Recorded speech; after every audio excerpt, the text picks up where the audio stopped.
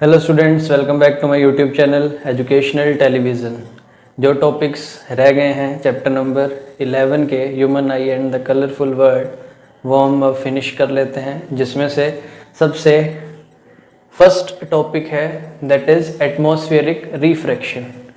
Atmospheric refraction का मतलब क्या कि रिफ्रैक्शन होगी किसकी वजह से? हमारा जो एटमॉस्फेयर है उसकी वजह से। अब वो क्यों होगी? क्योंकि जो फिज़िकल कंडीशंस हैं हमारे एटमॉस्फेयर में वो स्टेशनरी नहीं हैं, आर नॉट स्टेशनरी। स्टेशनरी नहीं होने का मतलब कि वो बदल रही हैं डिस्टेंस के साथ। जो हमारी ये सपोज दिस इज आर अर्थ, ठीक है। अब अर्थ में ऊपर आपको भी पता है ना, एटमॉस्फेयर में क्या होता है, लेयर्स होती हैं काफ़ी सारी, troposphere, stratosphere, mesosphere, exosphere, ionosphere.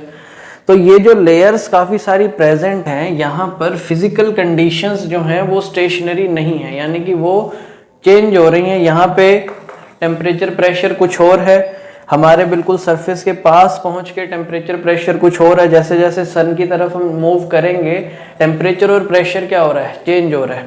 तो फिजिकल कंडीशंस जो हैं वो स्टेशनरी नहीं है। इस वजह से जो पोजीशन है ऑब्जेक्ट की वो क्या करती है, फ्लक्चुएट करती है, and that phenomena is known as atmospheric refraction. जो भी स्टूडेंट्स अभी मैं समझाता हूं तो वो एक एक छोटी छोटी चीज को अच्छे से सुनना है और समझना है, ठीक है ना। तो एटमॉस्फेरिक रिफ्रैक्शन क्या हुआ कि फिजिकल कंडीशंस वो स्टेशनरी नहीं है, ठीक है। और फिजिकल कंडीशंस स्टेशनरी नहीं होने करके जो अपरेंट पोजीशन है ऑब्जेक्ट की वो क्या कर रही है, फ्लक्चुएट कर रही है, और उसी को हम कह रहे हैं एटमॉस्फेरिक रिफ्रैक्शन। तो इसी का जो पार्ट है वो क्या है, ट्विंकलिंग ऑफ स्टार्स। स्टार्स जो हैं वो ट्विंकल क्यों करते हैं, ठीक है ना। अब वो जानते हैं स्टार्स ट्विंकल कर रहे हैं ड्यू टू एटमॉस्फेरिक रिफ्रैक्शन। इसी फिनोमिना की वजह से ट्विंकलिंग ऑफ स्टार्स जो है वो हमें नजर आ रही है। अब एटमॉस्फेयर क्या करता है, it bends the star lights towards the normal, यानी कि जो स्टारलाइट एक्चुअल में ऊपर से आनी शुरू हुई वो उसको क्या करेगा, नॉर्मल की तरफ बेंड करेगा, ठीक है। उसने उसको नॉर्मल की तरफ बेंड कर दिया, उसके बाद वो जाके हमारी आइज तक पहुंची। हमारी आइज तक जो भी चीज पहुंच रही है, हम तो उसको, हमें नहीं ना पता वो कहाँ से घूम के आ रही है, हम तो उसको सीधा देखेंगे कि हाँ वो इधर से आ रही है। तो एक्चुअल में होगा क्या कि जब भी स्टारलाइट, ये मान लो कि ये हमारे एटमॉस्फेयर की लेयर स्टार्ट है, ठीक है ना, और हर लेयर पे जो रिफ्रैक्शन है वो हो रही है क्योंकि फिजिकल कंडीशंस जो हैं वो वेरी कर रही हैं। तो जब ray of light from star वो एंटर करेगी तो it will bend towards the normal, और जब वो ऐसे करके हमारी आंखों में पहुंचेगी तो हम ऐसे तो देख नहीं सकते कि हम ऐसे करके देख लेंगे वो कहाँ से आ रही है। हमारी आई में पहुंची, हम तो उसको ऐसे ही देखेंगे कि हाँ वो इस एंगल पे आ रही है। तो अपरेंट पोजीशन जो है हमें जो नजर आएगा स्टार, वो डिफरेंट पोजीशन होगी, जबकि एक्चुअल पोजीशन स्टार की अलग होगी। एक्चुअल पोजीशन अलग, अपरेंट पोजीशन जो है वो थोड़ी सी उससे ऊपर नजर आएगी, ठीक है ना। तो apparent position is slightly different from the actual position, it appears slightly higher than its actual position. तो अपरेंट पोजीशन अगर 1 मार्क एमसीक्यू आएगा तो आपने उसमें कौन सा ऑप्शन सिलेक्ट करना है कि अपरेंट पोजीशन हमेशा स्लाइटली हायर होगी एक्चुअल पोजीशन से, ठीक है। Now we can consider the stars. क्या कंसीडर कर सकते हैं, स्टार्स क्या है, point size sources of light. Stars are point size sources of light, क्योंकि स्टार्स का जो डिस्टेंस है फ्रॉम आवर अर्थ वो काफी ज्यादा है, तो हम उनको क्या मान सकते हैं, बिल्कुल point size sources of light, ठीक है। अब जब भी रेज ऑफ लाइट स्टार से निकली तो उनका पाथ क्या करेगा, वेरी करेगा। वेरी क्यों करेगा, क्योंकि हर एक जगह पे फिजिकल कंडीशंस अलग अलग हैं, रिफ्रैक्टिव इंडेक्स अलग अलग है। तो रे जब आएगी it will bends towards the normal, फिर अगले फिर टुवर्ड्स द नॉर्मल। तो ये हर बार फ्लक्चुएट होके ही पहुंच रही है हमारे तक, ठीक है ना। तो पाथ ऑफ लाइट वो वेरी कर रही है। दूसरी चीज क्या हो रही है, जो पोजीशन है स्टार की वो क्या हो रही है, फ्लक्चुएट हो रही है। एक्चुअल पोजीशन कुछ और है, अपरेंट पोजीशन कुछ और नजर आ रही है। किस वजह से, क्योंकि रे लाइट जो उसका पाथ है वही वेरी कर गया। अब इसकी फ्लक्चुएशन की वजह से जो अमाउंट ऑफ लाइट है, amount of light entering in our eye, कई बार वो कैसी होगी, sometimes it will appear brighter and other time it will appear fainter which gives twinkling effect.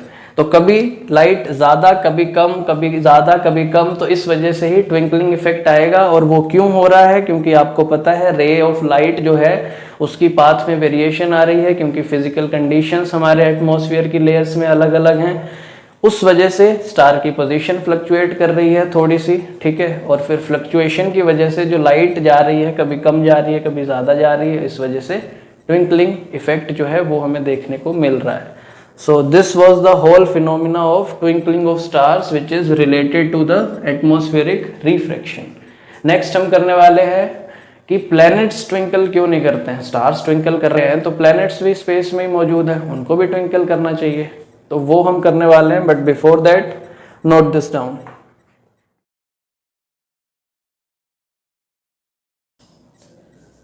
So students अब हम आगे बढ़ते हैं। next जो टॉपिक आता है वो है कि प्लैनेट्स जो हैं वो ट्विंकल करते हैं या नहीं करते हैं। तो इसका आंसर क्या है, that planets do not twinkle. अब प्लैनेट्स ट्विंकल क्यों नहीं करते हैं, because planets are the extended sources. Stars क्या थे, पॉइंट साइज सोर्सेज।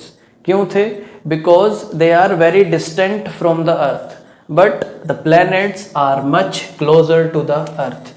तो प्लैनेट्स और अर्थ के बीच में डिस्टेंस जो है वो कम है, इसलिए इनको हम क्या मानेंगे, these are the extended sources. Stars were the point size sources of light and planets are extended sources. अब अगर हम प्लैनेट्स को कंसीडर भी कर लें, that if we consider a planet क्या, as a collection of large number of point size sources of light, extended sources है, तो हमने प्लैनेट को क्या मान लिया कि जो पूरा प्लैनेट है वो काफ़ी सारे छोटे छोटे point size sources of light से मिलके बना है। तो उस वजह से अब point size sources of light कोई भी होगा, वो जितने भी, अगर वो स्टार्स के हिसाब से भी हम अगर हम कंपेयर कर लेंगे, काफ़ी सारे point size sources of light से मिलके हमारा एक प्लैनेट तैयार हो गया। तो जो टोटल वेरिएशन होने वाली है किसमें, in the amount of light entering in our eye, वो पूरी वेरिएशन क्या होगी, it will average out to be 0। Simple सा अगर एग्जांपल लेके समझो कि अगर तो 100 हैं, ठीक है ना, 100 अगर पॉइंट साइज सोर्सेज का कलेक्शन है कोई एक प्लैनेट, तो उसमें से 50 वो कैसा करेंगे, it they will appear brighter, और 50 वो कैसे अपीयर होंगे, फेंटर। वो मिलके क्या कर देंगे, फिर नलीफाई कर देंगे इफेक्ट को।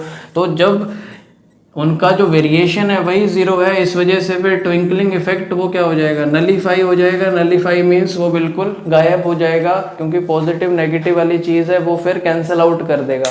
तो एक बार फिर से समझो इसमें क्या था, planets are the extended sources. क्यों एक्सटेंडेड सोर्सेज हैं, because they are much closer to the earth, तो एक्सटेंडेड सोर्सेज हुए। अब हमने उनको कंसीडर कर लिया कि प्लैनेट्स जो है वो कलेक्शन है large number of point size sources of light. अब पॉइंट साइज सोर्सेज का कलेक्शन मान लिया, तो उस कलेक्शन में से जो टोटल वेरिएशन निकल के आएगी, कुछ की वेरिएशन होगी दे विल अपीयर ब्राइटर, और कुछ की होगी दे विल अपीयर फेंटर। तो जो टोटल वेरिएशन होगी वो क्या होगी, 0। इस वजह से फिर हमें ट्विंकलिंग इफेक्ट नज़र नहीं आता है किसमें, प्लैनेट्स में, ठीक है। Now let's move on to the next topic, advance sunrise and delay sunset. इसका भी reason same, due to atmospheric refraction. क्योंकि जब सूरज उगने के टाइम पे क्या होगा, जब सूर्योदय होता है सुबह, तो फिर वो हमें 2 मिनट पहले ही नज़र आ जाता है सूरज, और सनसेट होने के 2 मिनट बाद तक भी नज़र आता रहता है। एक्चुअल में सनसेट हो चुका है, बट फिर भी सिर्फ ये 2 मिनट का फ़र्क रहता है। वो भी क्यों, क्योंकि अब आप यहाँ पे देख सकते हो कि ये हमारी अर्थ है, इस पे सपोज ये ऑब्जर्वर है जो देखने वाला है। अब हम लोग सिर्फ कितना देख सकते हैं, जो होरिजन बना हुआ है, अगर जिसकी हाइट जैसी है तो वो उतना ही देख सकता है ना, अपने हम आई के लेवल तक ही देख सकते हैं, वो हमारे लिए होरिजन का काम कर रहा है। तो उधर से जब सूरज जब उदय होता है सुबह, तो होता क्या है, जब इधर से रेज ऑफ लाइट एंटर करती हैं किसमें, हमारे एटमॉस्फेयर में, तो फिर वो ray of light they will bend towards the normal, और ऐसे करके हमारी आंखों में जाती है। अब हम ऐसे करके तो देख नहीं सकते कि वो कहाँ से आ रही है लाइट, तो हमें क्या लगता है कि वो सामने से लाइट आ रही है और जो सूरज है वो क्या हो चुका है, राइज हो चुका है, ठीक है ना। तो सेम चीज अगर उल्टा सोचोगे इधर तरफ, तो जब वो जाने लगेगा, है ना, जब जाने लगेगा तब भी वो सनसेट हो चुका है, इस टाइम पे वो होरिजन के नीचे चला गया है। बट फिर से क्या होगा, इधर से एंटर होगा और फिर वो उसको नजर आएगा कि अभी भी 2 मिनट तक नजर आएगा ही। तो सनराइज होने से 2 मिनट पहले नजर आएगा और सनसेट होने के 2 मिनट बाद तक भी नजर आएगा। वो क्यों आएगा, due to atmospheric refraction.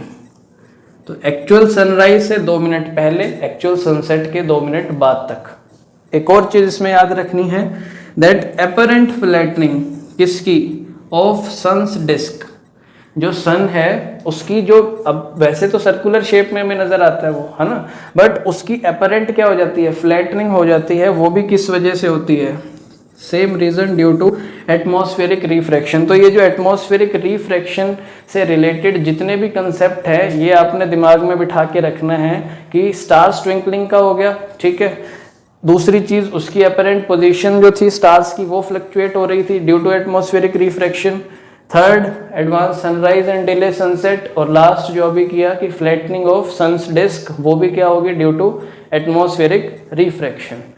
Now students, there is a last topic left in this chapter which is scattering of light. तो जो वो टॉपिक है वो हम नेक्स्ट वीडियो लेक्चर में करेंगे। आज का वीडियो लेक्चर हम यहीं पे एंड करते हैं। अगर वीडियो लेक्चर आपको अच्छा लगा है तो फिर वीडियो को लाइक कर दो, शेयर कर दो, कमेंट करो, और अगर अभी तक चैनल नहीं सब्सक्राइब किया तो चैनल को भी सब्सक्राइब कर लो। बाकी ये काम सारा अपना पूरा कर लो, फिर हम मिलते हैं नेक्स्ट वीडियो लेक्चर में। तब तक अपना ख्याल रखो और पढ़ाई करते रहो। Thanks for watching.